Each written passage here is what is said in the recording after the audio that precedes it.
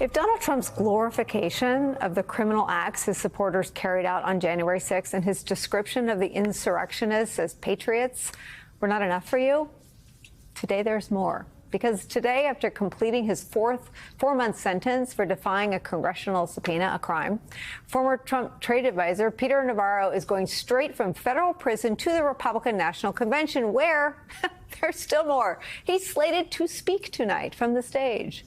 Navarro will also be interviewed by Donald Trump Jr. in the next hour.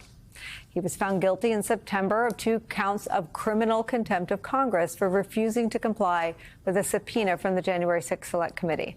Navarro was someone intimately involved in Donald Trump's effort to overturn the 2020 election, concocting what was known as the Green Bay Sweep plan to ultimately stop the certification of President Joe Biden's victory. We're back with Nick and Claire. Nick, the Green Bay Sweep sounds like it would be facilitated by some of the changes that you and Jim report on. Yeah, exactly. It's when you look at what they're trying to do this year in terms of making certification an open question, trying to change that idea that it's not a ministerial stamp, it's that local election officials actually have the discretion to throw out the popular vote of a municipality or a state if they feel like there was improprieties. That was the basis for the entire idea of submitting false or alternate electors to Congress to have them certified to throw the election to Trump in 2020. It's really the root of the playbook. It's just what's happening this time is they're trying to get all of this established before the election. You know, what made 2020 such a chaotic and haphazard effort is that it kind of stumbled all out of and after Election Day. Those lawsuits, 63, I think, lawsuits were filed in about a 3-week period. The former president lost all of them. And then they started to think, okay, well, what about certification? And what if we can then get these electors into Congress or a different slate and then they could certify it? Now, as Jim and I reported, that entire thought, albeit not electors, but certification, is being argued before courts at this very moment. Claire, what's amazing is the legwork going into cheating. Yeah. And we all know that this is a guy who would never admit he lost. So there's only one answer. Golf or president. Anything. He's the best. I'm the best. Have I told you I'm the best? I'm the most wonderful. And so this is just another example. If he loses, then he has to have been cheated. And we saw it, he started saying it a lot beginning in April, the last time he ran, remember?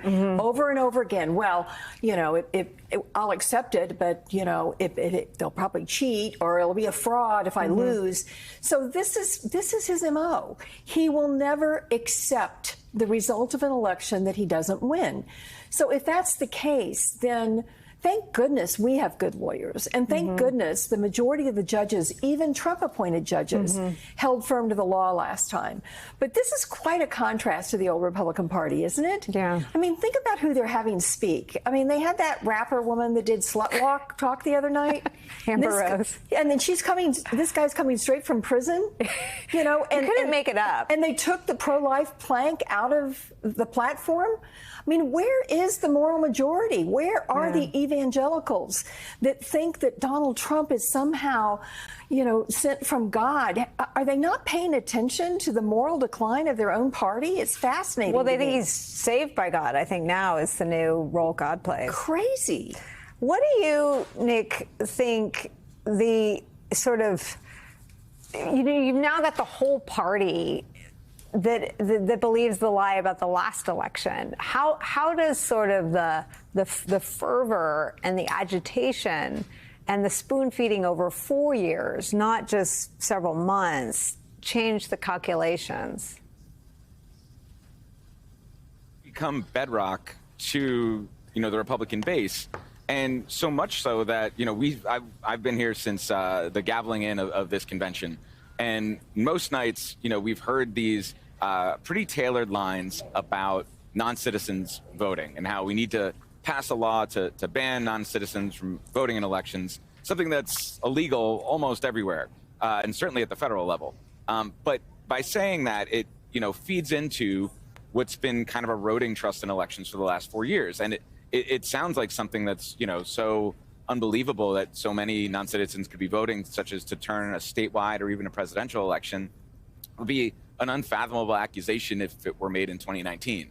But that it's made now and that it's accepted and cheered, it received standing ovations yesterday when it was made multiple times by multiple speakers, from Senator Rick Scott to Chairman Whatley the day before. And that just kind of shows how much this has shifted into a pillar of kind of what the base believes, whereas it was once just kind of conspiracy theories.